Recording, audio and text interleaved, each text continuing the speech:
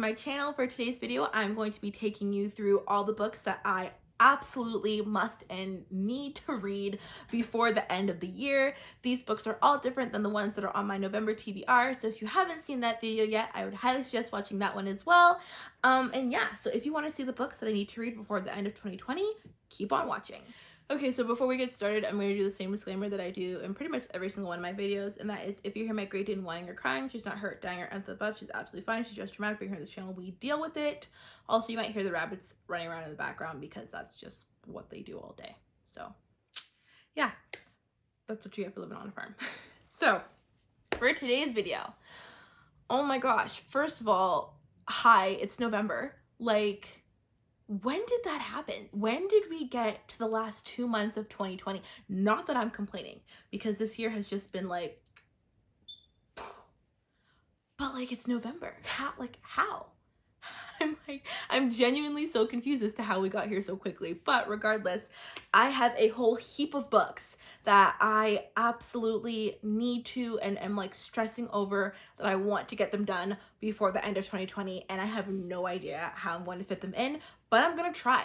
So I'm going to start with the classics that are on this list first. And the first one that I have is Withering Heights. I, first of all, love my edition of Withering Heights. Even though there is two little holes in the plastic, it's still absolutely beautiful.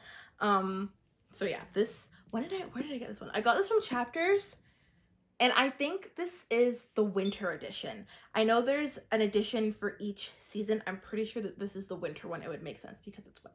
It's white and it just kind of gives off like a wintry vibe. But I think it is. I could be wrong. Regardless, I'm in love with it. So I really want to get to this one. The next one is Crime and Punishment by Fedor Dostevski.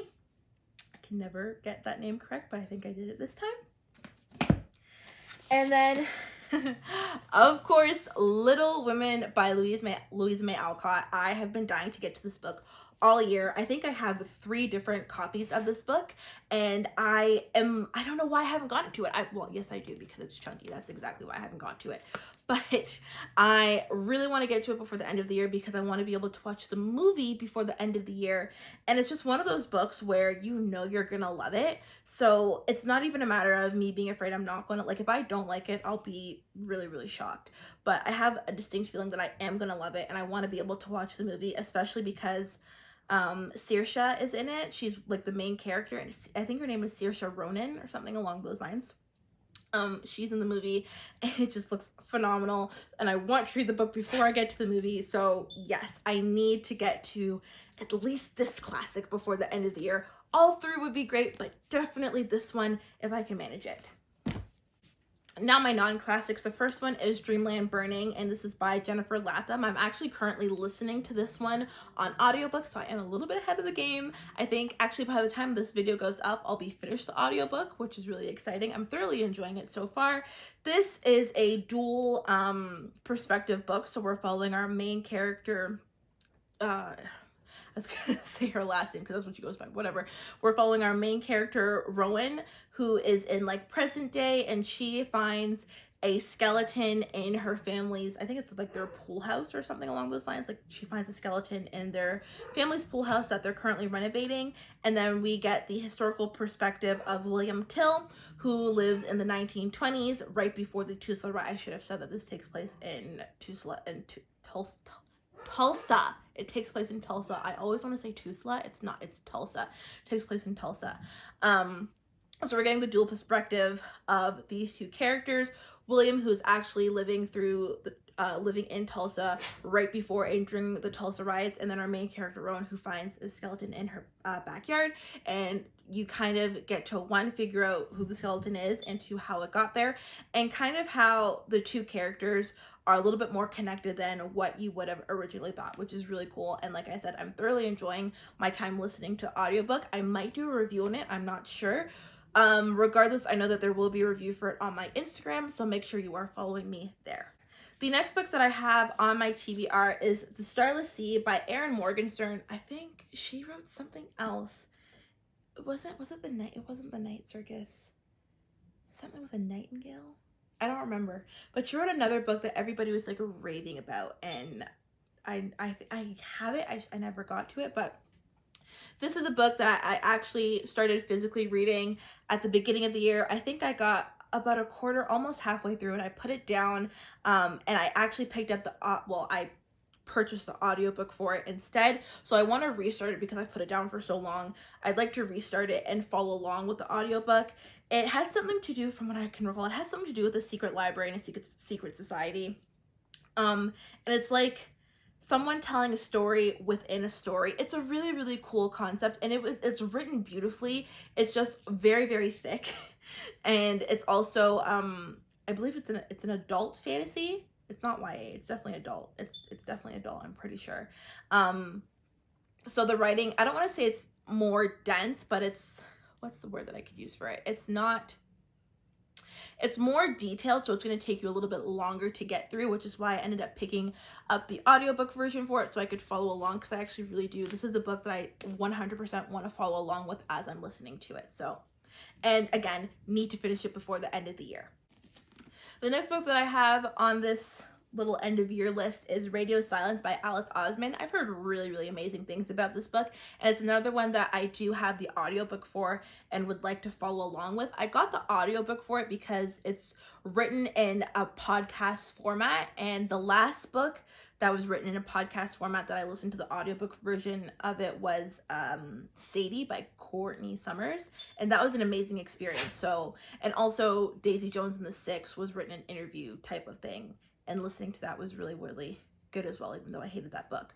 Regardless, yeah, I want to listen to the audiobook for this and follow along. This is kind of like a I don't want to say coming of age because that's such a cliche, but it's kind of we're following our main character who, it's like a what do you do after high school if going to post-secondary school is not for you type of thing. So our main character is very, very studious, and she loves this podcast called Radio Silence. But the person who runs the podcast is anonymous. And when they send a message out to her asking if she would be on the podcast, and she gets to go ahead and do that, and that's a good experience for her. So I'm explaining this really, really horribly, but then the person who runs the podcast identity is threatened to be revealed, and that threatens the existence of the podcast. It all sounds very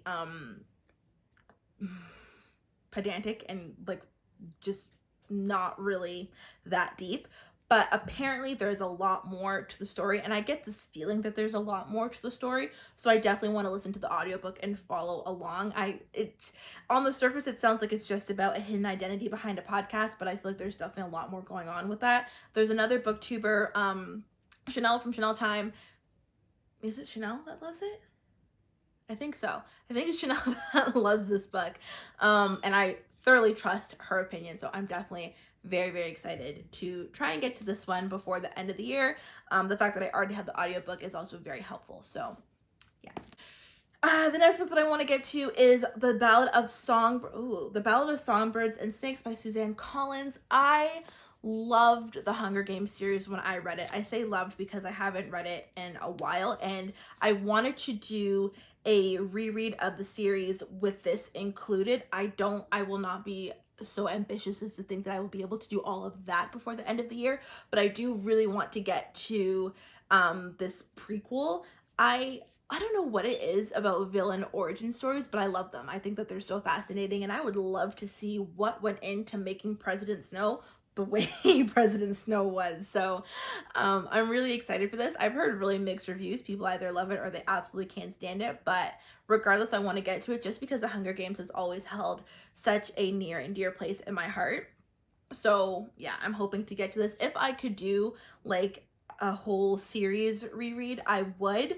And that was the originating plan, but it didn't happen. So I'm prioritizing this one for sure. The next one that I have is Jackpot by Nick Stone. Can we just admire the cover? This is beautiful. The hard cover is actually different than the soft cover, which I don't know why I'm saying that as if that's like this big revelation, because usually the hard cover is different from the soft. But actually, no, it's not. There are times when the hard cover and soft covers match. So the fact that this soft cover does not match its hard cover could be a revelation. So pat myself on the back there. That was ridiculous.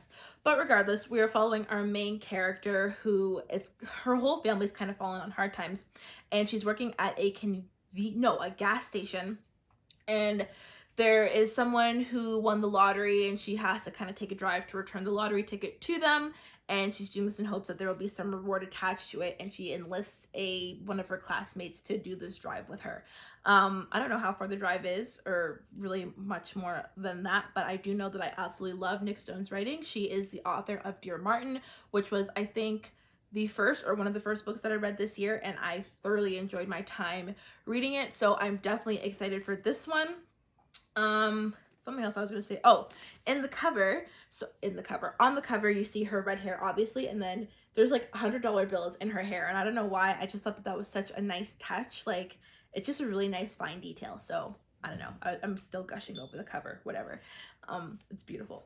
Last book that I have on this little list for I need to finish by the end of the year type thing that I don't know what to call is On the Come Up by Angie Thomas. I read The Hate U Give by Angie Thomas earlier this year and I absolutely loved it. I want to get to this one because her third book is coming out, I believe, early 2021, and it's like based on Tupac lyrics. It's not, the lyric is, it's the rose that grew from concrete. I think it's called Concrete Rose. I'm pretty sure it's called Concrete Rose. That's coming out in 2021, so I'd like to finish this one before then, so I'll be up to date on all of her books. I also just really love Angie Thomas as an author. I think her writing style is so beautiful, and The Hate U Give just took me by surprise. I was expecting it to be one thing, and it was something completely different, and I was pleasantly surprised by that. On the Come Up follows our main character, Bree, who is a little bit problematic at school, but she also has this dream of becoming a huge rapper. Her father, who has recently passed away, was on his way to making it big in the rap industry, but obviously because he passed away, he wasn't able to do so. So she's kind of trying to fulfill that shadow.